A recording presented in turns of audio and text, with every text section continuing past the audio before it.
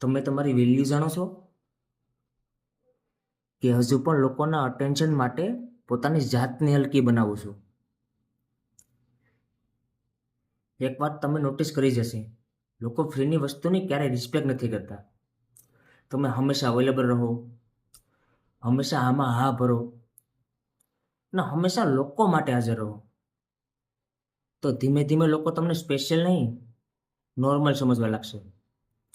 Example તરીકે Rolex પોતાની price ક્યારેય ઓછી નથી કરતી, કારણ કે તેને પોતાની વેલ્યુ ખબર છે.